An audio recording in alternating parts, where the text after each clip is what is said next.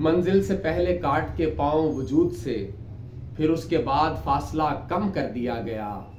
چاہا تھا تیرے عہد کے سارے ستم لکھوں، تھاما قلم تو ہاتھ قلم کر دیا گیا۔ یہ دستور زباں بندی ہے کیسا تیری محفل میں، یہاں تو بات کرنے کو ترستی ہے زباں میری۔ ناظرین کرام، سامعین محترم، آج میں شکستہ دل کے ساتھ بات کرنے لگا ہوں فلسطین کے بارے میں۔ فلسطین پر جس طرح ظلم و ستم کے پہاڑ توڑے جا رہے ہیں، اور یہ آج کی بات نہیں ہے، کئی دہائیوں سے یہ سلسلہ جاری ہے، اور اسرائیل ہمیشہ ظلم و بربریت میں اضافہ کر کے سامنے آتا ہے اور اضافہ کرتا چلا جا رہا ہے۔ یہ سمجھنے کی جو بات ہے یہاں پر وہ یہ ہے کہ یہ صرف فلسطین کے اوپر حملہ نہیں ہے، یہ پوری امت مسلمہ کو چیلنج ہے، یہ پوری امت مسلمہ کے اوپر حملہ ہے، یہ دین اسلام کی ساکھ کے اوپر حملہ ہے۔ دیکھیں، دین اسلام کی بقا کیوں تلوار کے سائے کے نیچے رکھی گئی ہے؟ اس کی وجہ یہی ہے کہ جب اللہ اور اس کے محبوب سے مقابلہ کرنے کے لیے لوگ سامنے آئیں تو ان سے پوری طرح برسر پیکار آؤ اور انہیں شکست سے پاش کرو۔ لیکن افسوس، جیسا میں نے کہا کہ یہاں تو بات کرنے کو ترستی ہے زباں میری، یہاں تو اس قدر پابندی عائد کر دی گئی ہے کہ آپ بول نہیں سکتے، اظہار یکجہتی نہیں کر سکتے۔ یعنی 55، 56، 57 جتنے بھی اسلامی ممالک ہیں، اور اگر آپ ذرا غور کریں تو آپ کو اندازہ ہوگا کہ کوئی جیسے کہتے ہیں نا، ایک لفظ استعمال کرتے ہیں ہم کہ للو پنجو، کوئی للو پنجو ملک بھی نہیں ہے۔ بڑے بڑے ممالک ہیں جن کے پاس اکانومی جن کی بہت سٹرونگ ہے، جن کے پاس لڑنے کے لیے جو ہے وہ ہتھیار ہیں، اسلحہ ہے، ہر چیز ہے، لیکن افسوس کہ آج وہ ہمارے فلسطینی بہن بھائی نہتے مظلوم، وہ خود ان کا مقابلہ کر رہے ہیں، اور جہاں تک ممکن ہو سکتا ہے وہ پوری طرح ان کا مقابلہ کر رہے ہیں۔ غزہ کے اندر لاکھوں افراد بے گھر ہو گئے، 14-15 لاکھ کی اطلاع ابھی تک آ رہی ہے۔ یعنی ڈائریکٹ آبادی کے اوپر بمباری، گولہ باری، یہ کہاں کا انصاف ہے؟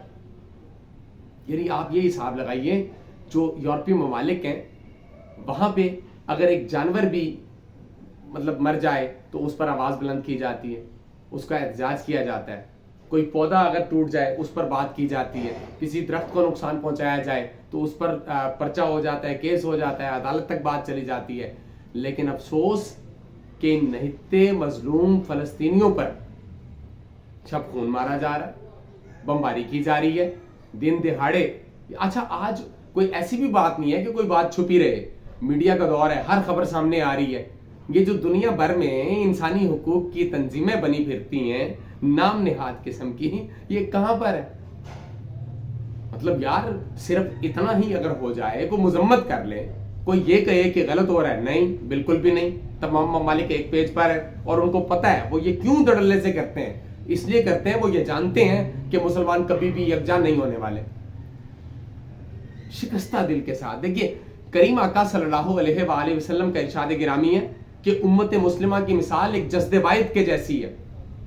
جسد واحد کیا ہے؟ ایک جسم۔ امت مسلمہ کو ایک جسم قرار دیا گیا۔ اگر ایک جسم ہے تو پھر ہمیں یہ سمجھنا پڑے گا، پیارے آقا نے یہاں پر یہ سمجھایا ہے ہمیں کہ دیکھیے، چاہے فلسطین ہو، چاہے برما ہو، چاہے کشمیر ہو، چاہے افغانستان ہو، چاہے پاکستان ہو، یا دنیا کے کسی بھی خطے میں بسنے والا مسلمان اگر تکلیف میں ہے تو پوری دنیا میں رہنے والے مسلمانوں کو اس کی تکلیف کا احساس ہونا چاہیے۔ کہاں سے لائیں محمد بن قاسم؟ کہاں سے لائیں وہ غزنوی؟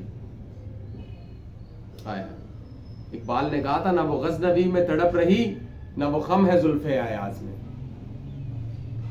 تو بات یہ ہے کہ ہمیں ایک مرتبہ پھر اپنا جذبہ بیدار کرنے کی ضرورت ہے۔ یا اللہ ہمیں معاف فرما، ہم ایمان کے سب سے نچلے درجے پر ہیں۔ پتہ نہیں، میرا خیال ہے کہ ہم تو دل میں بھی انہیں برا بلا نہیں کہہ پا رہے، آج کل اظہار نہیں کر پا رہے۔ علامہ محمد اقبال نے بالکل درست فرمایا، کیوں دائمی شاعر کہا جاتا ہے؟ آپ کو اسی لیے کہ آپ نے حقائق پر مبنی باتیں کی ہیں۔ آپ نے فرمایا، بجھی عشق کی آگ اندھیر ہے، مسلمان نہیں راکھ کا ڈیر ہے۔ واقعی آج مسلمان راکھ کا ڈیر ثابت ہو گیا۔ حمیت جو تھی وہ تیمور کے گھر سے چلی گئی ہے۔ حمیت نام تھا جس کا، گئی تیمور کے گھر سے۔ تو بات سمجھنے کی کوشش کیجیے کہ یہاں پر مطلب اس طرح کے حالات کر دیے گئے ہیں کہ ہم مذمت بھی نہیں کر سکتے۔ یار ان کے ساتھ جا کر لڑنا تو دور کی بات، لوگ مجاہدین دینے کی بات کرتے ہیں، بھائی کہاں سے دو گے؟ ہمارے اپنے مسائل ختم نہیں ہو رہے، تو ہمیں امت مسلمہ کو یہ سمجھنا پڑے گا، تمام اسلامی ممالک کو متحد ہونا پڑے گا، یکجا ہونا پڑے گا، اکٹھا ہونا پڑے گا، لیکن اس سے بھی پہلے اپنے اپنے ملک کے اندر ہمیں متحد ہونے کی ضرورت ہے۔ ملک پاکستان کے حالات دیکھ لیجیے آپ، یار ہم کسی بیرونی طاقت سے کیا لڑیں گے، ہم اپنے اندر کے نفاق کو ختم نہیں کر پا رہے، لالچ، ہرس، ہوس نے ڈیرے ڈال رکھے ہیں۔ اللہ تعالیٰ ہمیں معاف فرمائے۔ یا رسول اللہ معاف فرمائیے گا کہ ہم انتہائی کمزور ہیں، ہم مذمت بھی نہیں کر سکتے، جا کر لڑنا تو دور کی بات۔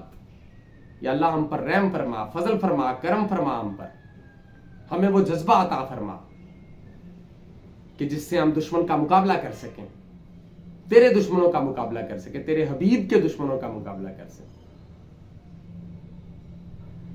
بس مزید کوئی بات کرنے کو دل نہیں کرتا، دل کڑتا ہے، یقین مانیے آپ۔ میں اپنی بات بھی کرتا ہوں، میرا کیا کردار ہے؟ ہمیں یہ سوچنا چاہیے کہ ہم کس طرح اپنا کردار ادا کر سکتے ہیں، آواز بلند کر سکتے ہیں۔ عالمی برادری سے کیا بندہ توقع لگائے؟ برادری کہنا بھی اب غلط لگتا ہے کہ اتنا ظلم و ستم ہو رہا ہے۔ بس اللہ سے دعا ہے کہ وہ ہمارے فلسطینی بہن بھائیوں کی حفاظت فرمائے، انہیں سرخرو فرمائے۔ وَقُلْ جَاءَ الْحَقَّ وَزَهَقَ الْبَاطِلَ إِنَّ الْبَاطِلَ كَانَ زَهُوقًا۔ یہ اللہ تیرا وعدہ ہے کہ حق ہمیشہ فتح یاب ہوتا ہے، غالب آتا ہے باطل کے اوپر۔ وہ باطل ہے، اس کو نیست و نابود فرما دے، صفحہ ہستی سے مٹا دے۔ میرے مولا فلسطینیوں کو اور دنیا بھر کے مسلمانوں کو فتح یاب فرما، فتح نصیب فرما، انہیں متحد ہونے کی، یکجا ہونے کی توفیق عطا فرما۔ تو بڑا غفور الرحیم ہے۔ حضور نبی کریم صلی اللہ علیہ وآلہ وسلم کے صدقے ہم تجھ سے التجا کرتے ہیں کہ مولا ہمیں دشمن کے سامنے، یعنی تیرے دشمنوں کے سامنے، تیرے حبیب کے دشمنوں کے سامنے ڈٹ کر کھڑے ہونے، ان کا مقابلہ کرنے کی توفیق عطا فرما۔ ہمیں ایمان کی بہترین حالت عطا فرما تاکہ ہم تیرے دشمنوں کا بھرپور مقابلہ کر سکیں، ہر میدان میں ہم سرخرو ہوں۔